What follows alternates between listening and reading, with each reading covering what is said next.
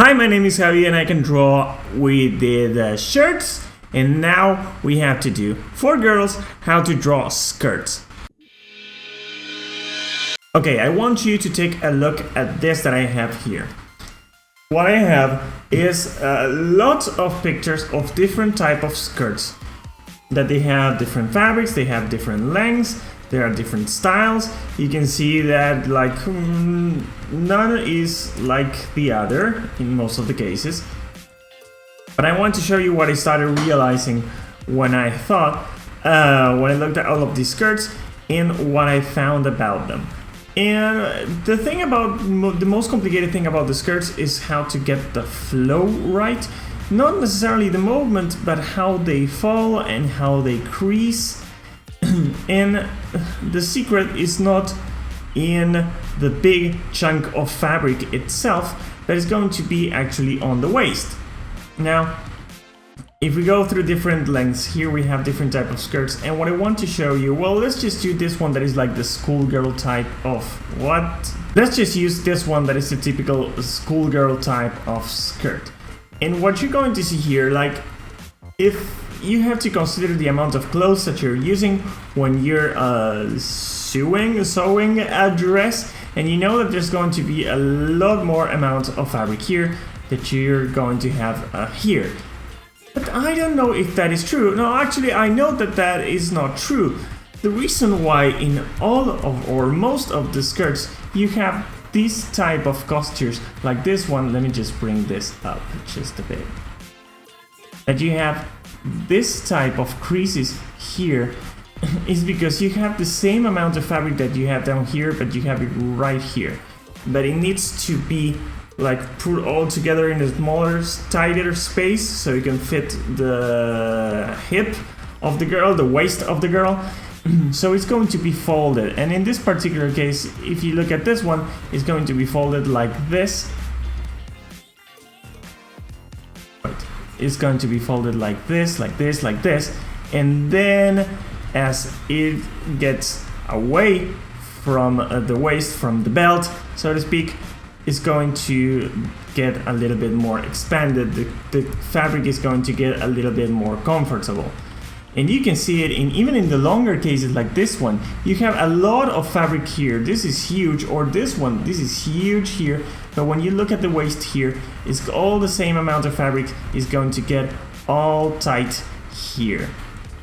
And so when you're thinking about how you want to start a dress, you want to start drawing a dress, you're going to have to think, well, first of all, the first thing that you have to think is where the dress is going to begin here at waist level. And in most cases, it's going to be kind of on the same place. They don't start too low and they don't start too high either. There are cases, but And then once you have that, I want to show you this example. This one doesn't have too many creases. Let's zoom up a bit in case you're watching this from a cell phone for some reason. I'm going to zoom. Just a little bit more zoom. Okay, well, anyway. And you can see here that it doesn't have a lot of creases. And what that means is that this is going to get expanded pretty soon. So the more amount of creases that I have, the more chances that you're going to have something like this. And the least amount of creases that it has is going to be more like this, more like a bell. And let me see what else I found, because I think that the most important thing was there, like where are you going to put the waist and how much the dress is going to expand. And based on that, you're first, like logically, if you want to draw a skirt, you're going to first choose something like this. You want it to be this long, you want it to go like here, but when you have to start thinking about the creases, you go like, well, how many of these folds am I going to have? And depending on how much you want and how wavy you want the skirt to be, the more you're going to put there and the more you're going to start following from there. And you can even see that in all of these cases as well. Like here you have the folds. Put this together. And then you have to start thinking about the flow and the motion. That is something that I don't know if I'm going to be able to make it this week. It's such a complicated subject. I mean, look at this. How the hell am I supposed to figure out how to draw this? I mean, if you start thinking about it logically, it can go like Let me see. Kinda, you know, it makes sense because the leg is going to be here. This is too small. The leg is going to be here.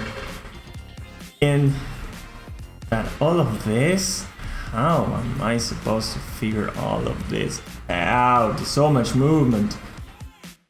But in the most like easy or more comfortable way of doing dresses, doing skirts. I've been calling them dresses, right? No, dress is something else.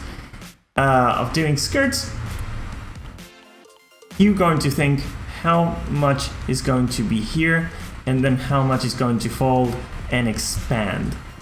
So I want to show you a few examples that I worked on before doing the video. Like, well, let me see this example. It almost has none of them and it falls because the fabric is open and because it is so light.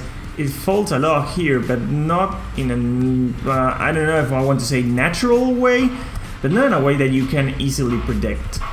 So here I have this model that I did, this tiny drawing that I have, and I wanted to do some few short skirts to see if what I thought kinda made sense, and saran, it kinda does. This first example is pretty boring because it is a really tight miniskirt. The only thing that you have to take into consideration is that since it's going to be so tight, it's going to get really like together with the body. It's going to really focus on the size, on the shape of the body, and then it's going to kind of try to adapt to that motion. But since there's not it's not a flowy skirt, that is, you know, the thing that we wanted to learn, right? And for this one is a little bit more fun. It's kind of like the schoolgirl type of skirt. So I have here the belt or the waistline, and then I started doing all of these lines and to decide, you know, the amount of creases that I wanted. And then once I had this shape figured out, once I said like, well, I wanted the skirt to be like this long and move like this, then I started doing these lines here, you know, like this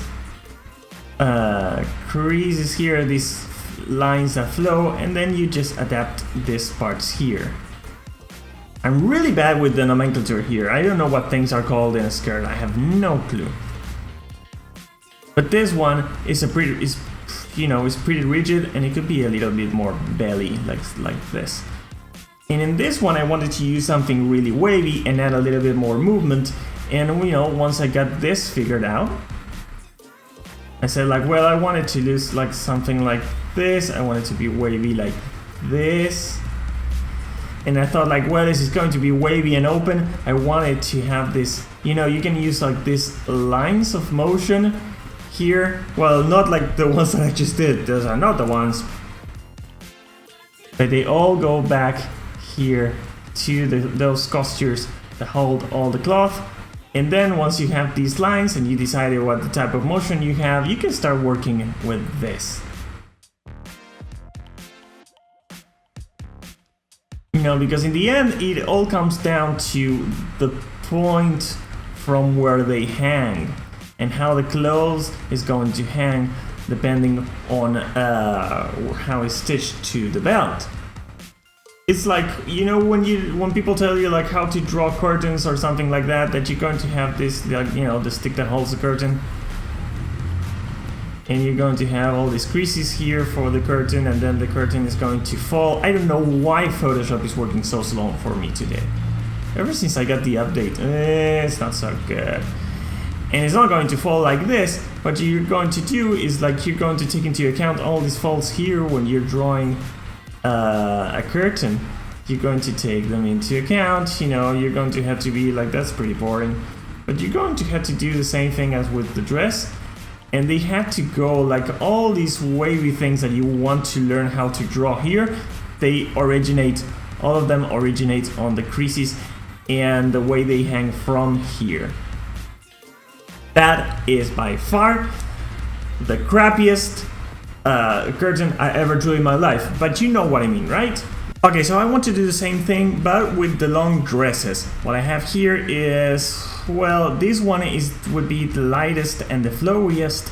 This one would be the most like rigid with the thickest fabric, and this one would be somewhere in the middle, I guess. And I wasn't thinking much about them, I was just trying things.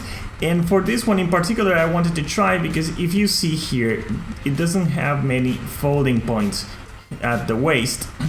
So these folds here get to be huge, like in this one. And you can use this one for like really big fabric, like a thick fabric, like in this one here.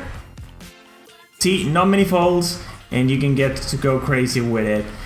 And what I was looking for, and in this one I wanted to do exactly the opposite, and I wanted to do like really flowy. Like if you're going to get really technical with this, it should have like a lot of this here, with a really small waist here. It's going to be really high.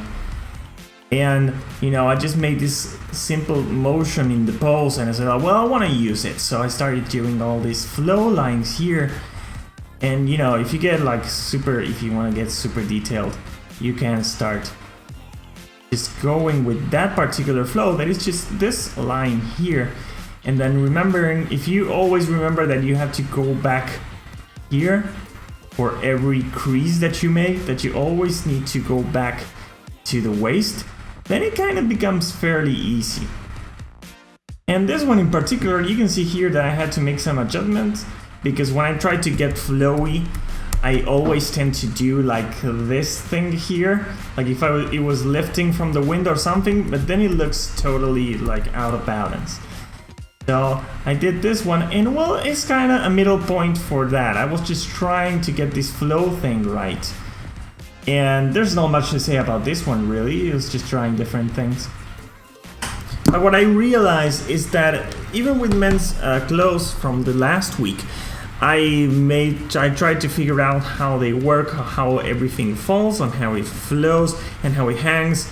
But I wasn't thinking about movement or how clothes react to motion and wind depending on the movement. And I was looking at, you know, this one that I show you, that I was like really defined by it. Like, look at this one. I have no idea how to do something like this. I mean, I can improvise it, or maybe something like this, but there has to be a way not only to